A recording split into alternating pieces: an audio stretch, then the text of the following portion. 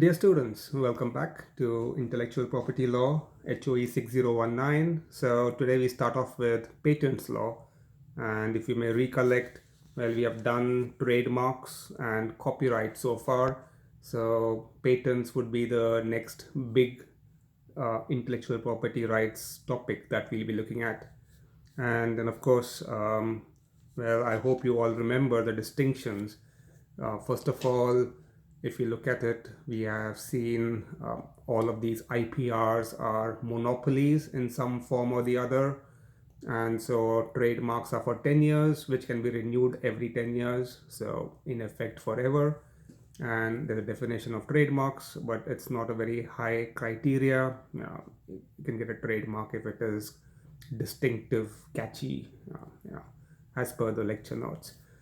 So there are some guidelines for that and requirements. You fulfill those requirements and your trademark registration is straightforward. You don't have to be Einstein for that. Then comes copyright, and of course you need to have some talent. Well, yeah, singing talent or writing talent or something like that, musical talent and things like that. But of course, well, the duration of the copyright is 70 years, from the year when the author dies. So that's also a key criteria.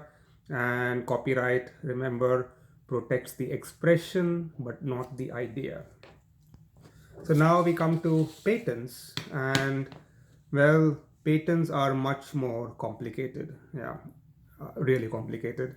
Since we have a lot of science students in this course, I would like to focus more on patents, and it's easier to do that in the classroom because you have the screen behind and I can explain things. We'll have to be a bit more creative this time because it's all online and I'm recording a video lecture. So I'm not very good with editing and stuff, so I don't really know how to bring in things from the internet while I'm giving you the lecture. And so I'll try to draw some things, and hopefully that will get the message across. In patents, we have this brief introduction that I'll be doing now. Then there are some case studies, not important from the exam point of view, of course, but they really help you to understand how to draft claims. And so I hope we can look at these in more detail. And then there are some more documents. And at the end of this course, well, I hope as homework too, you will have also learned how to draft some claims. So you'll have a really good knowledge about patents. All right, so now remember patents. In patents, you protect the idea, not just the expression of it. All right, so the idea itself gets protected, and that's why the bar for registration of a patent is very high. You have certain criteria. It's not straightforward. You need to have a real scientific background to be able to explain things and to understand how patents work. So what are patents? Well, it's a contractarian regime of sorts, and basically what you end up with is a situation where the state provides you a monopoly, and of course it's a state or sponsored monopoly, entirely relevant to the state. And so you can make an invention, and once your invention is ready, you can get it registered as a patent after you fulfill certain criteria, and then you get a monopoly for 20 years. And once that period is over, then this becomes general knowledge and goes into the public domain, and now anybody can use that invention after this period of 20 years. So let's start off with my drawings, and well, just to explain to you the logic behind this thing. So this is a wheel.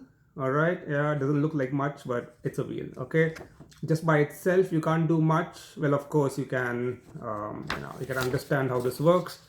It reduces friction, and that's why it's easier to move on the ground. Well, a wheel just by itself is stupid. What the hell will you do with a wheel? But if you take two of these wheels and put them together with an axle, now that really makes sense in a limited way. It makes how would you call it, stability more easier. But of course you can't comply with everything. But now let's say you carry out this process, you duplicate it, and now you have a platform with four wheels. Yeah, and well, what you could do is you could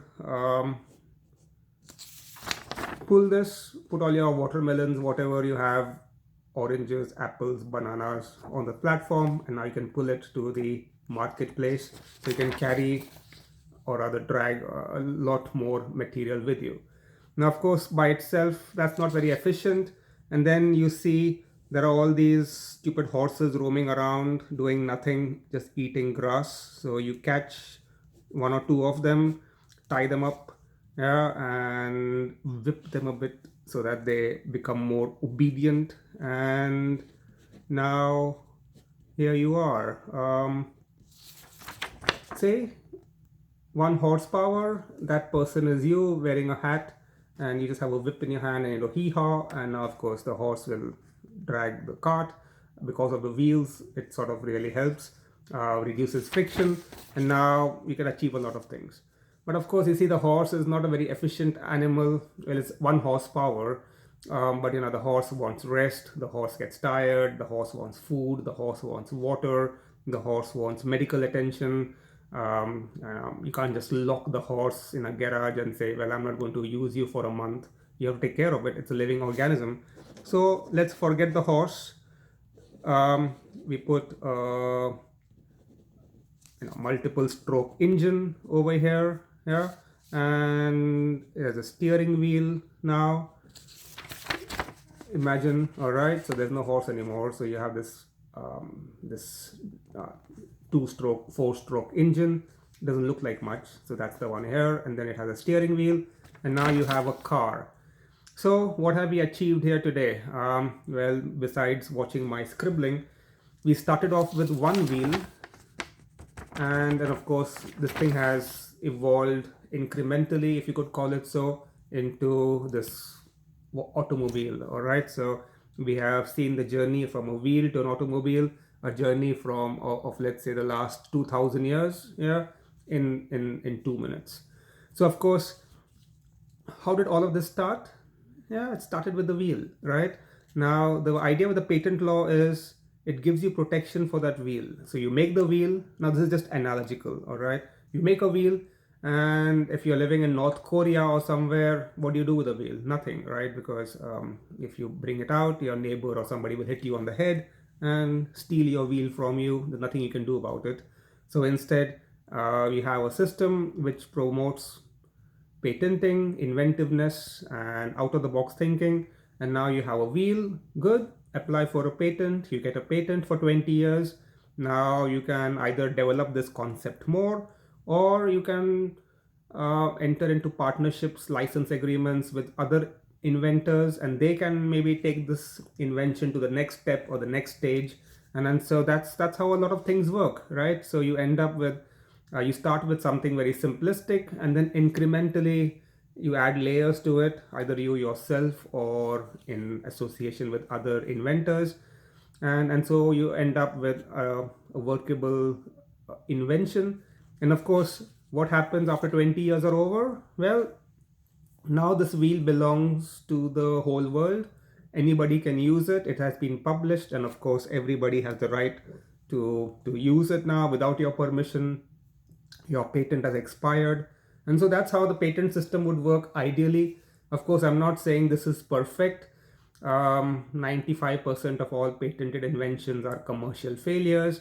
And then of course, nowadays you don't have just one patent which you can use to become rich. That era is over. Instead, what you have are lots of different patents that you can arrange sort of. So let's say this is your key invention over here, IN here. And now you have multiple patents that you sort of use to ring fence this.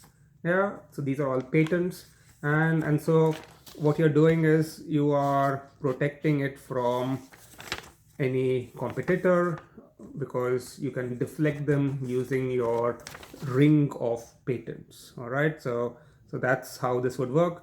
And in the middle is your invention. All right. So of course, this is how patenting works. Well, not all inventions are incremental. You can have sometimes something that really goes, wow, it's a disruptive invention. Maybe it's like the semiconductor or the microchip, or you come up with internet, for example, extremely disruptive in a way because it changes the paradigm completely, and now people think of the world in a different way.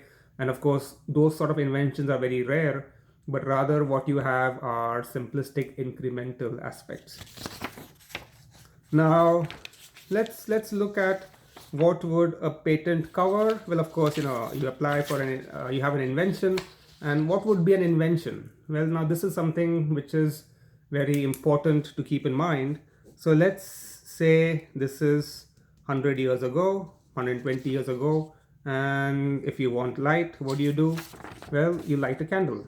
Yeah, so that's your candle, and you use it to get light. So you can use this candle now to see in the dark, to read a novel in the night time, to walk around. Of course, it has certain drawbacks. Yeah, well, it's one candle power, and it's susceptible to wind or to rain. So of course, these are quite bad for a candlelight. And if you want more light, then well, your choices are quite limited. If you want more light, you get more candles. Yeah. If you want disco light, well, you light the candle, you blow it, yeah, and then you light it again, and so you have a slow disco in the evening, because that's how things are. But then comes something more radical. All right. The radical aspect here is you look at this thing. All right. So basically, two metal filaments, and you complete a circuit. This is electronic circuit, and of course you have a power source over here as well, and or a battery or whatever. And now you enclose this within a transparent body, spherical if you want it to be, and then you create a vacuum inside. And now when you switch the light on, the electric current on, the metal filaments get heated, and because the circuit is completed, so the electricity passes through it, and as the metal elements over here, 1 and 2, get heated, they create this light effect because of this vacuumed body in which they are enclosed. Now what this means is, wow, yeah, I mean, this is, oh my god, right? Compare this with your stupid candles, and this is real science. All right, this is where your physics and everything comes into play. And of course, the type of metals that you use, all of these qualities that make you a great scientist, you can see them over here. All right, now once you get this patented, this is mind-boggling. All right, this invention has nothing to do with what was the prior art. All these stupid candles over here are not comparable with this thing here. All right, of course, now that you have got this patented, it doesn't matter whether these metals are silver and gold or whatever the metals could be. All right, because you have patented the idea. Your patent covers the idea that metals, when they are heated using an electric current, get hot, and because of this presence in a vacuum container, they emit light. All right, now it doesn't matter if your competitor makes this square or rectangular in shape. That's stupid. All right, that doesn't make a difference at all. What you have is this amazing idea, and that's what you get a patent for.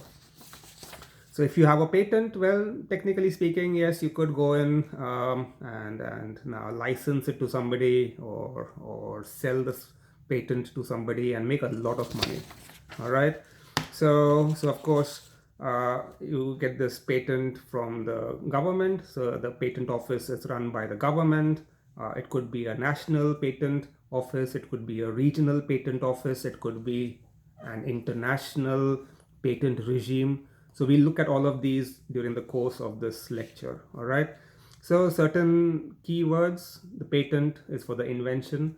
Remember, all patents are for inventions, but all inventions are not patentable. Yeah, all right. So what's an invention? An invention is something like this. It's basically a solution to a technical problem. All right. Yeah, and the stress here is technical. Then, of course, who's the patentee? Patentee is the owner of the patent or the patent holder. All right. Once you get a patent, it's for 20 years from the date of application. Okay. So you apply for a patent, you get a patent, and now you can exploit it. Of course, it's a negative right, which means you don't have to exploit it. Instead, you could just force others not to use your patented invention without your express permission. And of course, you will give such express permission only with, if they pay you money or something. So you can sell your patent right, you could conclude licensing agreements, and once this patent is over, then of course, now everybody can use your invention.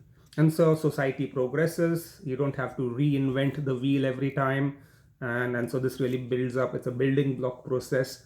And based on this, Edison made the light bulb 100 years ago or more, and now we have lights everywhere. All right, so of course it all started off with that one particular person.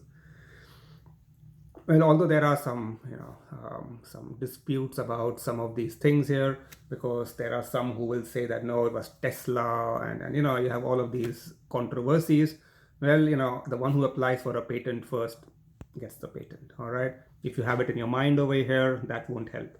You have to write it down on a piece of paper in a proper format and then present it to the correct patent office, and then of course the process is completed, and once that's over, you get your patent. All right, so it's very procedural, and whoever does it first gets it first. So what's the return for the state or the people? Now, when you look at intellectual property, economics of intellectual property, there are costs and benefits. All right, benefits are, of course, you can use this invention to make money, so that's a clear benefit. What are the costs? Well, you have input costs, you have costs for reducing competition, you have costs for enforcing your patent rights. So of course there are costs and benefits, and at the end of the day, if you make more money out of it than you put into it, then it's a profit. And so that's what the whole idea would be. But of course, it's not just a simple economic theory of intellectual property. You have some more complicated issues at hand over here as well. And the most important is balancing of different people's rights and obligations and duties and liabilities. So on the one hand, you have the inventor. Inventor spends time, effort, and money and makes an invention. Yeah, inventions are not easy. All right, I mean, those times are over when you could come up with a simple thing and haha, I have an invention. Well, nowadays, of course, it has to be super complicated. All right, it could be a supercharging battery. It could be whatever. All right, but it has to be really an invention, and so you have put a lot of money into that, and so of course you would like to recover the money and also get a nice profit. So this can only depend on the duration of your monopoly. The longer your monopoly period is, the more money you can theoretically make. All right. On the other hand, you have the rights of society and competitors and everybody, and the longer the monopoly duration for the patent holder, the worse it is for society. The shorter the monopoly duration is for the patent, then society benefits because you can start copying that invention much faster, and on the other hand, of course, it's bad for the patent owner. Now, if you look at it in monetary terms, what am I talking about? Well, drugs, pharmaceutical products can get a patent, and Let's just say that this is, how some studies have been conducted and this research has been deduced. If it's in patent and the patent exists, then the monopoly holder, the big pharma company, can make a pharmaceutical company can make, like, sell this tablet for 100 euros per capsule. All right, say something like this for 100 euros, because you have a monopoly. And when that monopoly expires, then suddenly generic manufacturers can now reverse engineer. They have all the information about this invention in the patent documents, which are public, and based on that, they can sort of understand. All right, so basically it is, let's say it is C2H5OH, yeah, ethyl alcohol. And now in this case, you know what it has, right? It has carbon, it has hydrogen, it has oxygen. So I mean, it's not difficult to reverse engineer. It's the same like this thing. If you look at a pen for the first time, you're like, oh my god, wow, what is this thing? But actually, if you open it up, yeah, audio, yeah, see from here, if you open it up, and then all the components come in your hands, and then of course it's not so wow anymore. All right, so of course, when this happens, then the monopoly period is over, and the same capsule price, once the generic manufacturers start making copies of it and selling it in the market, the same price goes down by almost 95%. And so something that used to cost 100 euros ends up selling for 5 euros at the end of the patent period. So for the time while the patent is alive, 20 years, the manufacturer can make money and sometimes obscene profits. And as soon as that monopoly period ends, then the other manufacturers can start manufacturing the same product. And you see, often what happens here is the manufacturing price of this is not very high. It's the RDI, research, development, and innovation, that costs money, because you need to have a laboratory, you need to have 100 scientists, researchers, people with double PhDs, people who travel, people who have a big supersized brain, and so you have to pay them money, you have to give them good salaries, you have to have very good laboratory facilities, you need to have the best software, hardware, all of that costs money, right? And of course, it's also a trial and error method. Everybody is not Einstein, so very often, you try something, it succeeds, then it fails. It's like your coronavirus vaccines, yeah. Who has them ready? Well, okay, Chinese, yeah, there's something suspicious about them. But the Russians, hello, if you don't test the vaccine properly, then I'm not going to get injected by a vaccine. I don't know what's in it, right? So of course I have to be careful about this. And then also what this means is a lot of manufacturers have to take a lot of time to prepare this process. RDI process can be very long, but it's safety, that's essential over here. So you prepare this drug, and then you have to test it on human beings. But before that, you have to test them on animals, mammals. Yeah, so you test them on mice, on rabbits, and things like that, because first of all, they are mammals, so that's a good thing. Secondly, they reproduce very fast, so you can see the effect over 25 generations in 2 years, because that's how rabbits are, right? And that's why they say reproducing like rabbits, yeah, or like mice. So of course, you test on all these animals, and then you feel more confident, then you go up higher, maybe on chimpanzees or apes, monkeys, because genetically they are very close to us, not super close, but still, yeah, 95% match. And then once you are confident with that stage, then you actually start human clinical trials. And this is, of course, a long drawn out process. Fat people, thin people, black people, white people, pregnant women, whatever. All right, so all of these people have to be tested. So of course all of this takes time, and so all of this costs money, yeah, of course. But once it's all done and published, then whoever is reverse engineering that drug or that vaccine or whatever, they just have to copy and paste, and so that's why their costs are lower.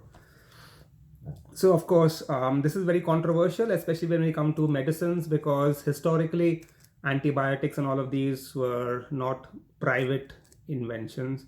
Instead, the state, the government funded them, and so you didn't have patenting as a big issue at that time. But nowadays, a lot of RDI is privately financed. Um, it could be almost the ratio of 2:1. So private funding is 2 times and public funding is 1 time. So all of these play a big role over here. All right. So of course you have this limited period, 20 years. I hope it makes sense. And then after the end of it, it goes into public domain, and now everybody can commercially exploit this. So, well, what do you do with patents? The role of the patent system is, of course, very essential over here, and as you can imagine, it provides incentives. This is a system which sort of gives you a possibility to make a profit. Nobody is guaranteeing that you will have a profit, but generally the idea is that, well, if you invent something, then you should be given encouragement for that, so that you put in your money. You put in 100 euros and you get back 200 euros, then that's why you will put in 100 euros, right? If you put in money and there is no visible profit in sight, then why the hell would you put in money? So of course, it encourages innovation, and this can help enhancing and making our lives easier and better. But of course, there's a balancing of interests that I spoke about. There are multiple parties involved here. There is the inventor side and the company, the shareholders, the banks, the financial organizations, everything. On the other hand, you have society, and of course, you all are part of society, and so you get education, you do your masters, you do your PhD, and then you go and work in these companies. So the cycle continues, right? So if you earn well, then you can pay to earn. You can buy more expensive products.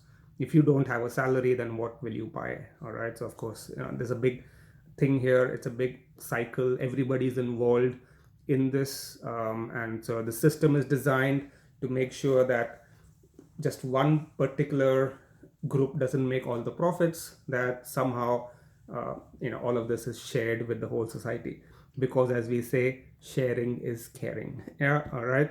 And then of course you also have other terms like circular economy and all of that. Yeah.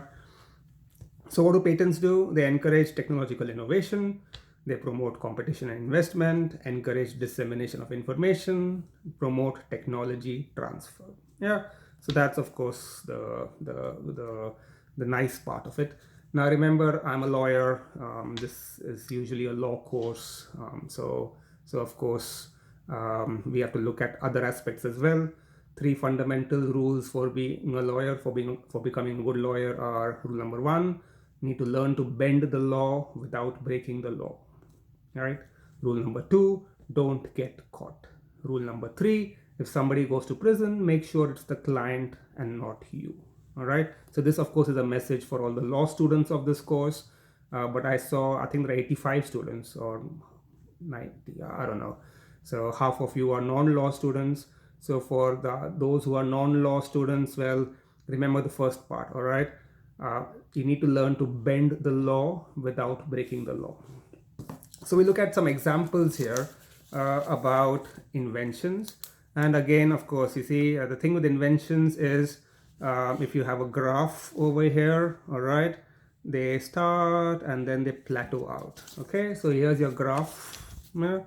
And so you see the invention, it has this initial phase, it goes wow, very good, and then it sort of plateaus out. So one example of that would be your cycle. All right, so initially your cycle was something like this, and you had to sit on it like a joker and pedal it, and then of course it became something like this. Yeah, so gives a bit more stability, but not really. And then well, you have something like this, which sort of starts making sense, but you see it's got no pedals. So basically you're just sitting over here, you have the handle, and then with your feet you're just pushing on the ground, and so you are able to move. And then you have this thing here, right? These two wheels here, with an interlocking chain, and now of course you are transferring kinetic energy by pedaling, and so it moves. So what you see is this classic graph, right? Things get better, wow, wow, wow, wow, and now you're here, and now, I mean, you can't make things any more better, so you're sort of stuck over here. So another example of this, maybe just to make you think about this, would be okay, let's see this over here. So this is now your this is your Western commode, your pot. All right, you go and sit over here in the morning, and you do your stuff, and so of course, yeah, you sit through it, and then it goes here and goes out. And once I mean, you have a water lock here so that it keeps water inside, and so it prevents direct contact between this and whatever is down in the pipe and the outer surface, because you have a water lock. Then you have here is a water compartment, a tank, and what you do is you flush, right? And now it goes through, and so you have done your whatever, and you pull the flush, and now water comes out and goes out, and it flushes everything out. Now, how could you make this better? Here, remember, I mean, you're stuck here, right? I mean, this thing is at this stage now. You can't make it better. What can you do to make it better? So, of course, there are some things you can do. Number one is Teflon, non-stick pans. Remember, why do we like them? Because nothing sticks on them. Yeah. So nothing sticks on them, which means you have to use less oil and less scraping or whatever. So what if you were to have all of this is now coated with a non-stick technology? What would that do? Well, you need less water then, right? I mean, why do you need 5 liters of water when nothing is going to be sticky over here? It all just goes straight through. So instead of using 5 liters, now you can use 3 liters. That's a saving. Yeah, that's also a saving. That's almost a 40% saving, if my maths isn't wrong, which it usually is. Because you see, the biggest problem with this pot is it needs a lot of water. A lot of water. I mean, if you shit, it takes like, I think, 5 or 7 liters, and if you just piss into it, I think it's like 2 liters or something. That's a lot, right? I mean, let's presume on average you do 1 shit and 10 pisses, so that's a lot of water. Yeah, what the hell? Okay, no water. No wonder this earth is running out of water. Look at the amount of stuff that you are flushing down. So what else could you do to make it better? Well, besides non-stick, you could have a waterless toilet. Like in the aeroplanes. Remember aeroplanes? Good old days when you could fly without having to fear about your life. You have a toilet in the aeroplane, and it's not like you press the button and the hole opens and whatever comes out and falls on people down. No, it gets sucked in. It's a vacuum process and gets collected in a container, and that's very little water. Yeah, so that's one good way. Another thing, maybe, all right, maybe, let's say you have some sensors over here. Yeah. And what do these sensors do? They collect information from your urine or from your poop. All right, just like in a laboratory. Now let's say these sensors send the data here to this device, which is connected via wireless, and now your medical service provider, doctor or nurse or technician, whoever, can get all the data for your day on her handheld computer device or whatever. Now, why the hell would you do that? Well, let's say you're in the middle of nowhere, outside Tallinn or above Helsinki. Let's say you're in Lapland or somewhere, you live there. What are you going to do there, right? Middle of Finland, middle of Estonia. These are empty places. You don't have access to doctors or shops or anything. schools, everything are shut down, population is so low. So what if you're 85 years old living in the middle of nowhere? You would have to go to a doctor to get your stool sample, urine sample checked.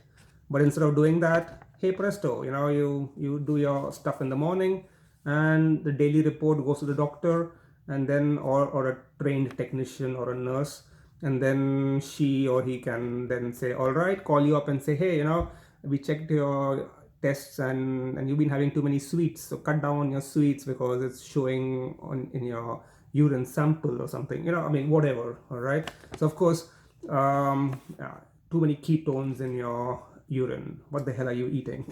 So of course, these are solutions. The point here is your pot, it's reached here, and to make it better, either you use a different coating, or you use less water, or you use zero water, or you combine it into something else, so that it's a win-win situation. And uh, you can use this possibility to get a better invention and a new patent, and so incrementally you keep on using things until they can't be used anymore. So of course, these are some examples about these things, which play a huge role. So as you can see, the patent system has a lot going for it. It's not pointless or silly. And then, of course, if you look at the statistics provided by the European Patent Office or the United States Patent and Trademark Office, you see that more and more patents are being filed every year, millions of patents, and people are inventive. And then if you also look at some of the areas where new patents are being filed the most, that's very helpful too, because it shows in the last 3 years, 4 years, where a lot of RDI is happening, where a lot of money is going. And so you see it in telecommunications, you see in biotechnology, you see it in telemedicine. You can also see who are the inventors who are applying, or the patent applicants. So you see that there were the American companies, the US, European companies from EU countries, member states, and then you see Japanese companies, you see South Korean companies, and now, of course, for the last 8 to 10 years, you've been seeing a lot of Chinese companies coming up, applying for patents. So in fact, one of the biggest patent applicants used to be Huawei, yeah, because telephone software, technical effect, and all of this. They're really doing a lot of things. Then you have a lot of patents for 4G technologies, 5G technologies. So you can already see where trends are. And of course, all of this gives you an idea as well that number one, patents are important. Number two, patents make commercial sense. Number three, newer trends are making more waves. So of course, there are fewer cycle patents, maybe fewer pot patents, but that's because of this thing here. But on the other hand, you have some other inventions which are really zooming, 5G, for example. So these are all, in a nutshell, the pros and cons of a patent system. And let's stop here for today, because again, more examples will be coming in due course, and I don't want to rush this, because I really hope to spend more time on patents, and so that we can all understand how patents are, and all our engineering and science faculty students can feel loved and wanted in a law course. So until next time, see you, have a nice weekend, and see you soon. Bye.